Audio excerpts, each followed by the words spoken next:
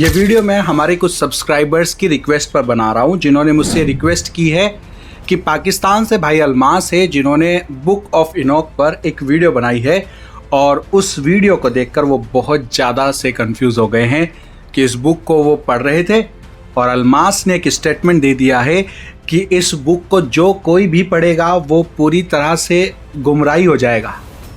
अब हमने ये बुक पढ़ ली है तो क्या हम गुमराह हो चुके हैं? तो आज की वीडियो में मैं ऐसे सारे क्लेम्स को क्लीन बोल्ड करने वाला हूं। आज की वीडियो जिसने देख ली वो कभी हनूक की किताब का नाम तक नहीं लेगा, और अगर आप इसको पढ़ लेंगे तो क्या फर्क पड़ेगा। यकीनन अगर आप इसे पढ़ेंगे तो आप गुमराह हो जाएंगे, और इस किताब को लिखने वाले का यही मकसद था। इस वीडियो में हम उनके कंफ्यूजन्स को दूर करेंगे, सिर्फ सच पर बात करेंगे, क्योंकि सिर्फ सत्य ही हमें आज़ाद कर सकता है। और अलमास भाई, आपसे मेरी ये रिक्वेस्ट है कि इस वीडियो को देख करके ऑफेंड मत हो जाना। बड़े प्यार से मैं आपके लिए वीडियो बना रहा हूँ और आप इसको प्यार से ही लेने की कोशिश करना, क्योंकि मसीह लोगों का हाल आजकल बहुत ज़्यादा ही इंटॉलरेंट हो चुका है कि कोई हमारे बारे में कैसे कुछ बोल सकता है। मुझे याद है इस यूट्यूबर के लिए ऐसे ही एक प्यार भरी वीडियो मैंने बनाई थी, तो इसने ऐसा जहर उगला था उस वीडियो में और बस झूठ पे झूठ गढ़ दिए थे। कहीं काला, कहीं पीला, बंदर, दो कोड़ी का, अफ्रीका का, और पता नहीं क्या क्या इसने बोला था अपनी उस वीडियो में। इसने अपने भले भंडार से बहुत सारी भली बातें निकाली थी। उम्मीद है आप अपने भले भंडार में से कुछ भलाई निकालेंगे। प्रेम भरे इस ओपन लेटर के साथ अलमास भाई की इस वीडियो का थर्ड एम्पायर रिव्यू देखते हैं, जो कि आपने खुद ही कहा है कि बार बार इसका रिव्यू करके देख लेना, क्लीन बोल्ड ही निकलेगा। तो चलो देखते हैं। So here we go. मैंने इसे क्लीन बोल्ड कर दिया है। अब आप थर्ड एम्पायर से कहकर इसे बार बार रिप्ले करके देख लो, ये क्लीन बोल्ड ही निकलेगा। ये तो सच है कि आपने क्लीन बोल्ड ही किया है, नो डाउट, पर थर्ड एम्पायर रिव्यू में आपकी नो बॉल निकल आई है। बड़ी जोश में आपने बॉलिंग करी जनाब, और शोएब अख्तर का भी 161 का रिकॉर्ड तोड़ दिया, पर जोश जोश में क्रीज से बाहर निकाल दिया अपने पैर को आपने और नो बॉल कर दी। क्या क्या नो बॉल्स डाली हैं आपने इस वीडियो में, जानेंगे इस वीडियो में। तो चलिए वॉचर्स, इस वीडियो को शुरू करते हैं बिना किसी देरी के। He the truth, the way to life. He the truth, the way to life. Who you thought? Jesus Christ. He the truth, the way to life. सबसे पहले ये क्लियर कर लेते हैं कि क्या हनोक की किताब का लेखक हनोक ही है। जवाब है नो, बिल्कुल भी नहीं। पर क्या हनोक की किताब में लिखी बातें हनोक ने ही कही हैं, या ये सब मनगढ़ंत बातें हैं जो किसी और ने अपने जहन से लिखी और इस बुक को पॉपुलर बना दिया? इसका जवाब आपको इस वीडियो के एंड में मिल जाएगा। अब सबसे पहले सवाल आता है, क्या बुक ऑफ इनोक बाइबल का हिस्सा होनी चाहिए? क्या ये किताब कभी बाइबल का हिस्सा थी और इसको बाइबल से क्यों हटाया गया था? तो बाइबल का हिस्सा कौन सी बुक्स होनी चाहिए, ये सही सवाल है मेरे हिसाब से। देखिए, बाइबल के कैनन में जब किताबों को शामिल किया गया था तो उसका एक सबसे स्ट्रॉन्ग प्रिंसिपल ये था कि वो किताबें जो बाइबल में शामिल की जाए उनको लिखने वाला व्यक्ति पवित्र आत्मा के कांटेक्ट में होना चाहिए था। मतलब कि वो किताब पवित्र आत्मा की प्रेरणा से लिखी होनी चाहिए, उसमें पूरा इन्वॉल्वमेंट हो पवित्र आत्मा या परमेश्वर की आत्मा का। इसलिए दूसरा तिमोथेयुस अध्याय 3 उसका 16 में क्लियरली लिखा गया है कि संपूर्ण पवित्र शास्त्र परमेश्वर की प्रेरणा से दिया गया है, और उस किताब के ओरिजिनल स्क्रॉल्स या उनकी कॉपीज हिस्ट्री में विश्वसनीयता के साथ मौजूद हो। बाइबल कैनन के लिए और भी बहुत सारे पॉइंट्स हैं, उनमें फिलहाल हम नहीं जाएंगे क्योंकि वीडियो बहुत लंबा हो जाएगा। हमें बस बेसिक समझना है। कैनन बनाते समय केवल ये नहीं देखा गया कि पुस्तक कितनी पुरानी है, ये भी देखा गया कि उसका लेखक कौन था, उसकी शिक्षा अन्य स्वीकृति शास्त्रों से मेल खाती है या नहीं, उसे विश्वासियों ने व्यापक रूप से स्वीकार किया या नहीं, और उसकी ऐतिहासिक परंपरा कितनी मजबूत थी। इसी कारण कई सारी किताबें जो है कैनन से वो बाहर कर दी गई थी, उनको बाइबल में शामिल नहीं किया गया था। उदाहरण के लिए gospel of Thomas, gospel of Peter, gospel of जुडा और इन्फेंसी गॉस्पल ऑफ थॉमस जैसी रचनाएं कैनन में शामिल नहीं की गई क्योंकि उनकी प्रेरिता यानी अपोस्टोलिक उत्पत्ति शिक्षाओं और ऐतिहासिक विश्वसनीयता पर सवाल थे, प्रश्न थे। पर इसका मतलब ये नहीं है कि गॉस्पेल ऑफ थॉमस या गॉस्पेल ऑफ पीटर या गॉस्पेल ऑफ जूडा, ये ऐसी किताबें आप पढ़ ही नहीं सकते या आपको बिल्कुल भी पढ़ना नहीं चाहिए। तो बुक ऑफ इनॉक भी ऐसी ही एक किताब थी जिसकी विश्वसनीयता कैनन के प्रिंसिपल से मैच नहीं हो रही थी, तो इसको बाइबल से बाहर कर दिया गया। और मेरा ये कहना है कि बिल्कुल सही किया, क्योंकि अगर मैं खुद भी उस कमेटी में होता जो बाइबल बना रही थी तो मैं खुद भी इसको बाइबल में शामिल नहीं करता।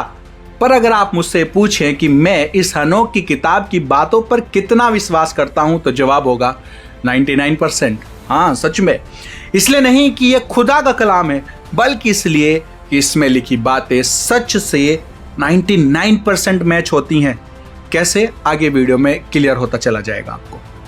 तो हाँ, बुक ऑफ इनॉक हनोक ने खुद नहीं लिखी है, पर इस बुक में लिखी बातें हनोक से डायरेक्ट जरूर आई होंगी। कैसे, पहले सुनो अलमास भाई क्या कह रहा है। मजीद यहूदियों के हिस्टोरियन जोसेफस ने यूनानियों को जवाब देते हुए लिखा था, क्योंकि यूनानी ये मानते थे कि हमारे खुदा जो कदीम से हैं, बहुत पहले से हैं, तो उनको जवाब देते हुए जोसेफस ने लिखा था कि सबसे पहली इल्हामी किताब अगर लिखी गई है तो उसे हजरत मूसा ने लिखा है, जो पहली 5 किताबें लिखी थी। उनसे पहले कोई इल्हामी किताब दुनिया की तारीख में लिखी ही नहीं गई थी। मतलब हनूक जो नूह के तूफान से भी पहले जमीन पर थे, ये किताब उनकी लिखी हुई तो हरगिज हो नहीं सकती। तो जोसेफस कहते हैं कि पहली इल्मी किताब मूसा की किताब है। Yes, true. फिर इनका कहना है कि बुक ऑफ इनॉक कभी भी यहूदियों की किसी भी किताब का हिस्सा नहीं रही थी। यह भी सच है। पर यही जोसेफस अपनी किताब एंटिक्विटीज ऑफ द ज्यूइश में कहते हैं कि नूह की बाढ़ से पहले शैत के समय से पत्थर के पिलर्स पर हस्तलिपियां और पांडुलिपियां लिखी जाती थी, और नूह की बाढ़ के बाद शेम और उसके भाइयों ने भी उस ज्ञान को जो उनके पास आदम से नूह तक पहुंचा था और नूह ने अपने 3 बेटों को सिखाया था, उन्होंने भी ईंट और पत्थर के पिलर्स पर उस ज्ञान को लिख दिया। अपनी इस वाली वीडियो में मैंने इसको बहुत डिटेल में समझाया हुआ है, ये वीडियो जरूर से देख लेना। नूह की बाढ़ से पहले पत्थरों पर लिखा जाता था, तो अगर हनोक ने कुछ भी लिखा था तो पत्थरों पर लिखा होगा। या फिर नूह की बाढ़ से पहले लोग मुंह जुबानी जहन में भी जो जरूरी बातें होती थी उनको याद कर लिया करते थे, जैसे आज भी कुछ यहूदी ऐसा करते हैं। पूरी तोरा, पूरी बाइबल वो मुंह जुबानी अपनी कंठस्थ याद करके रखते हैं। नूह की बाढ़ के बाद इस ज्ञान को भ्रष्ट भी किया गया होगा, और इसको आज 7 सेक्रेट ज्ञान के नाम से भी जाना जाता है।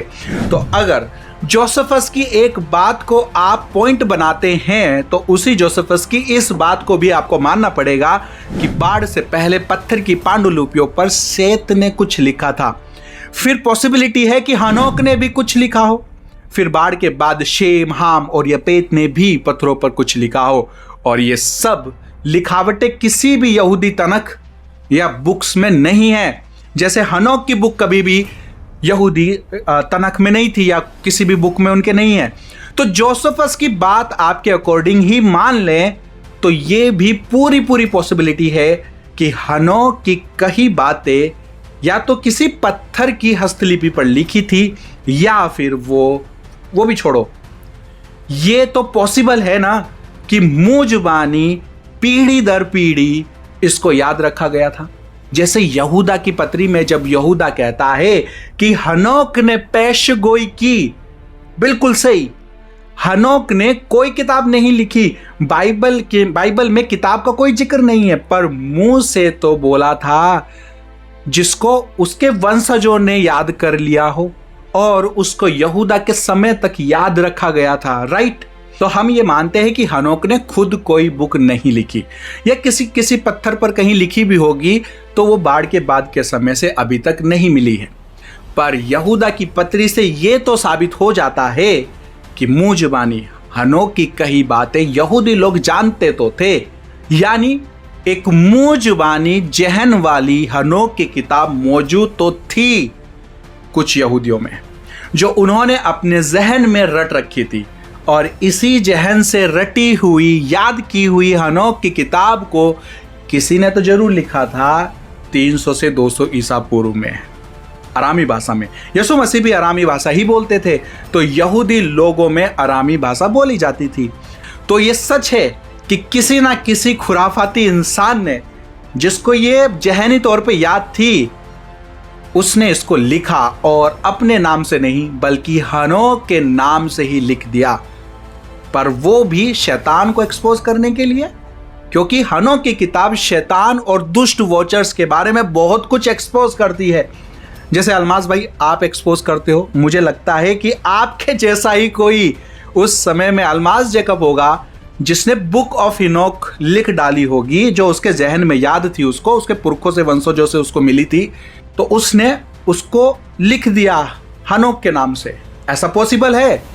अब यहूदा की पत्री में 14 से 15 में लिखा है, और हनोक ने भी जो आदम से 7वीं पीढ़ी में था, इनके विषय में यह भविष्यवाणी की कि देखो प्रभु अपने लाखों पवित्रों के साथ आया कि सबका न्याय करे और सब भक्तिहीनों को उनके अभक्ति के सब कामों के विषय में जो उन्होंने भक्तिहीन होकर किए, और उन सब कठोर बातों के विषय में जो भक्तिहीन पापियों ने उसके विरोध में कही है, दोषी ठहराए। और सेम यही हनोक अध्याय 1 उसके 9 में भी लिखा है।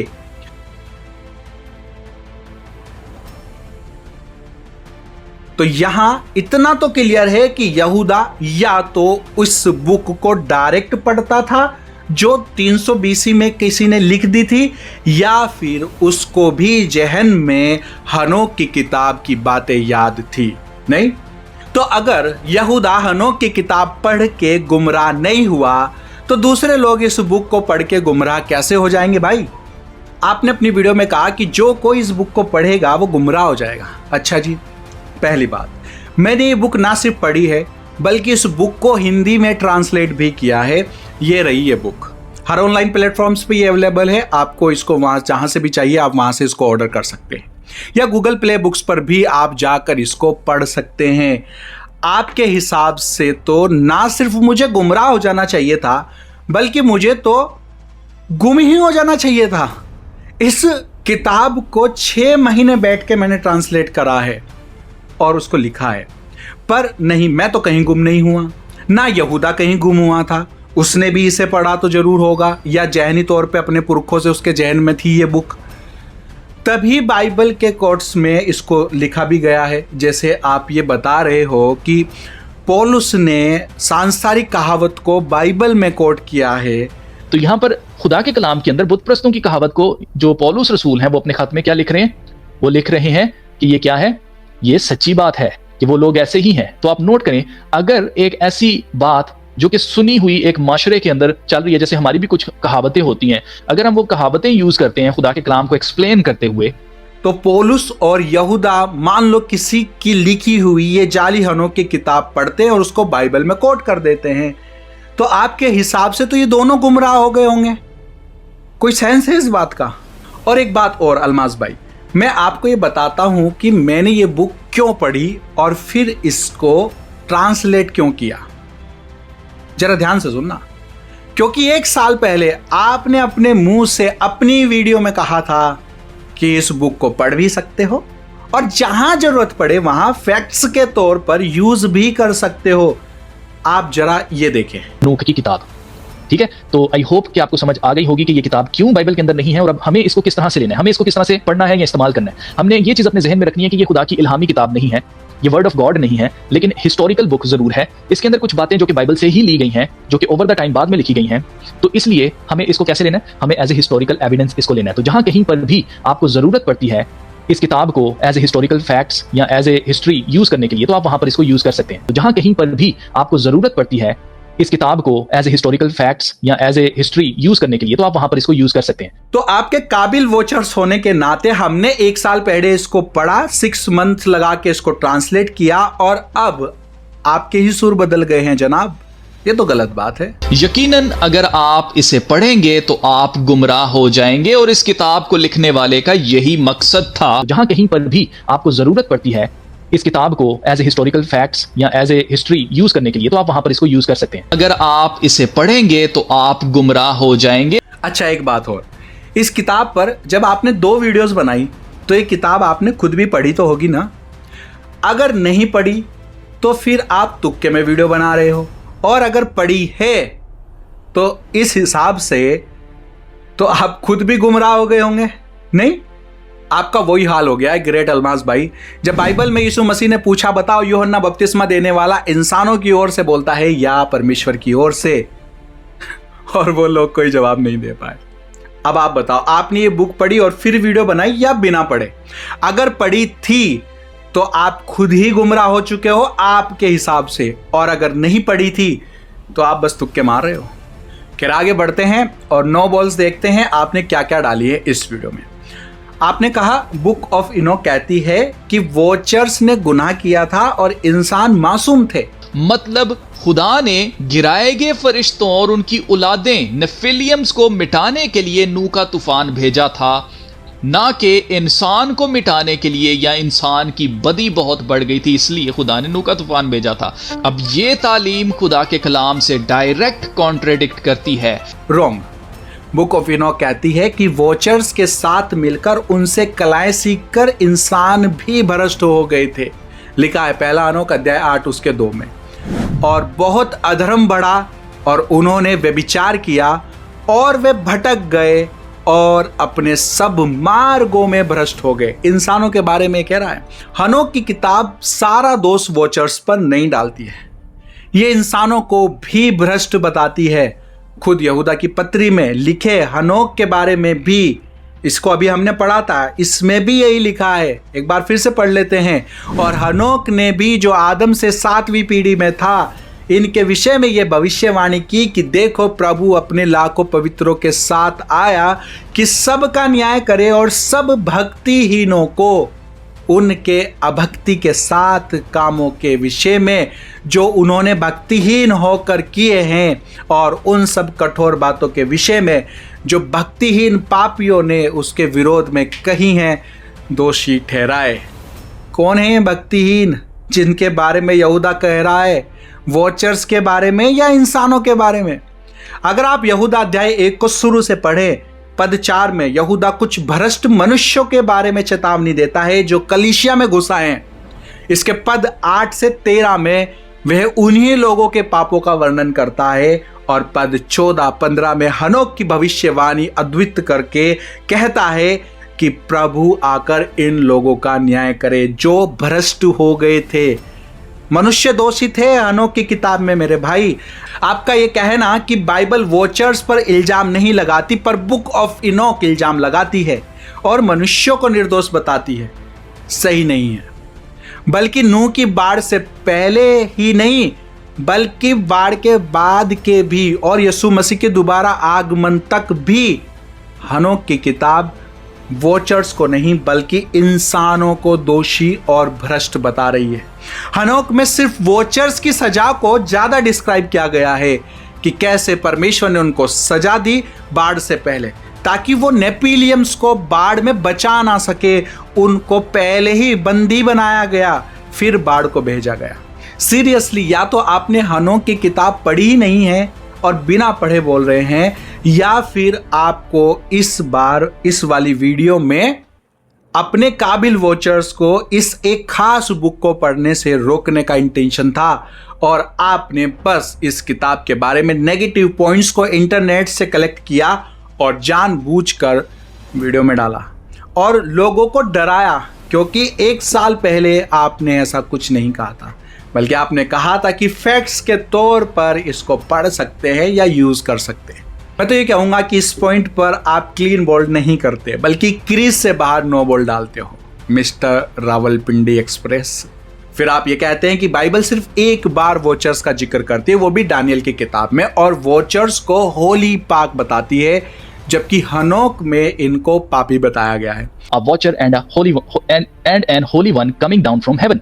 तो जहां कहीं भी वॉचर का जिक्र आ रहा है ना बाइबल में, वो दानियल नबी की किताब में ही है। और आप नोट करें कि वहां पर साथ उनके क्या लगाया जा रहा है, होली वन, यानी कि पाक वाले जो हैं, जो पाक फरिश्ते हैं, जो फरिश्तों की एक रेस है जिसको वॉचर्स कहा जाता है, वो पाक फरिश्ते हैं। आप नोट करें कि बुक ऑफ जो वॉचर्स है, जो कि सेकंड इनोक है, वो क्या कह रही है, वो कह रही है कि जो वॉचर्स हैं उन्होंने शादियां की थी। यहाँ पर फॉलन एंजल्स को बिल्कुल माइनस कर दिया गया है, शैतान को माइनस कर दिया गया है। जबकि खुदा के कलाम में वॉचर्स का जिक्र हम देखते हैं कि दानियल नबी की किताब में आया है कि वो होली वंस हैं।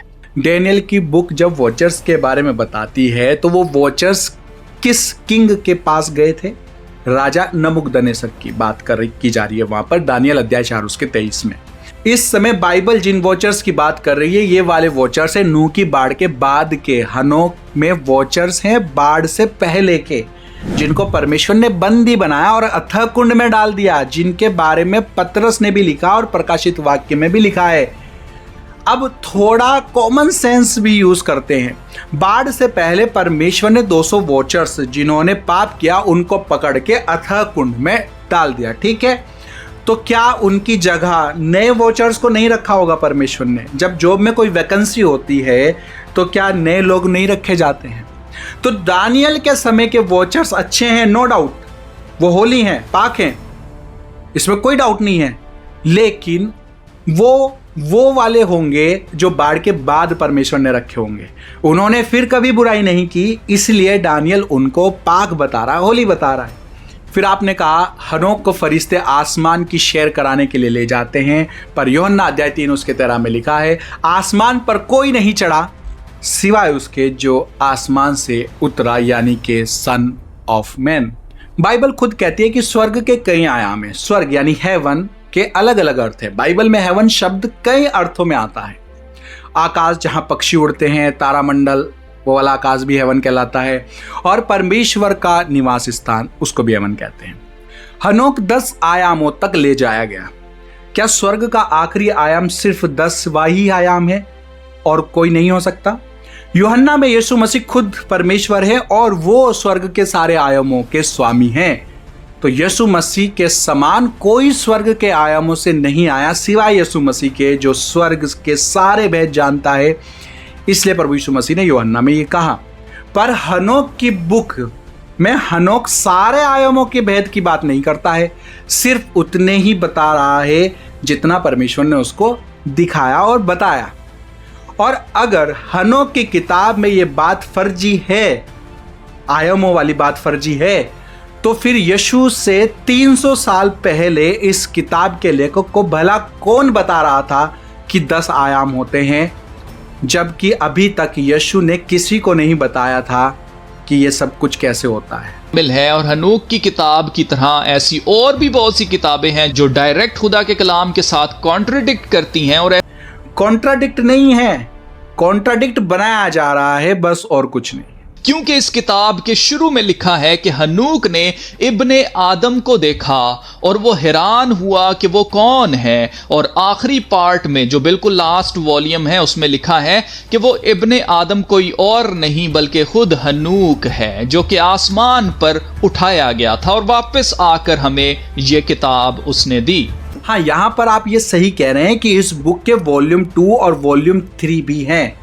दूसरा हनोक के बारे में अधिकांश विद्वान इसे पहली सदी ईस्वी यानी लगभग 1 से 100 एडी में लिखा गया मानते हैं, और तीसरी हनोक की किताब को 5वीं से 6ठी सदी में लिखा हुआ माना जाता है। ये दोनों किताबें बिल्कुल फर्जी हैं और इनका पहले हनोक से कोई लेना देना नहीं है। पहले हनोक में हनोक यीशु मसीह को देखता है और सब बातें बाइबल के अनुसार ही पेशगोई करता है, जिसको बाद में यहूदा भी अपनी पत्री में कोट कर रहा है। पर इसके लास्ट वॉल्यूम में हनोक को ही यीशु मसीह बताया गया है, जो कि गलत है, क्योंकि 6ठी सदी तक तो शैतान ने बाइबल तक को कई सारे वर्जन को उसके करप्ट कर दिया था। फिर इस बुक को तो कोई भी करप्ट कर सकता था, ये तो कॉमन सेंस की बात है। हनोक के दोनों वॉल्यूम, लास्ट के दोनों वॉल्यूम करप्ट हैं, इसमें कोई डाउट नहीं है। लेकिन पहला हनोक जो कि 300 BC में है, उसको करप्ट कहना अपने आप में ही थोड़ा सा अतिशयोक्ति हो जाएगी। देखो, पहला हनोक बाइबल से कॉन्ट्राडिक्ट नहीं करती है, बिल्कुल भी नहीं। पर दूसरा हनोक और तीसरा हनोक फर्जी है, इसलिए हमने खुद भी इन दोनों पार्ट्स को अपनी इस बुक में शामिल नहीं किया था। पहला हनोक क्यों रिलायबल है बाइबल के बाहर एक्स्ट्रा स्टडी करने के लिए, पढ़ने के लिए?